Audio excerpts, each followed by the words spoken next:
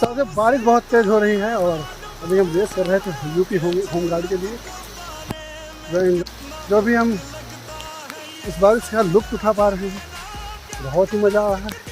Race हमारी हो चुकी है, लेकिन जो बारिश ने मज़े दिए हैं भाई वो मज़ेदार है। तो आप देख सकते हैं बारिश की बूंदों को और इस भयावही मौसम को। तो डर लगता है कभी कभी, लेकिन मज़ा भी बहुत आता है। रेस करने के बाद जो एंजॉय मिला है, मज़ा।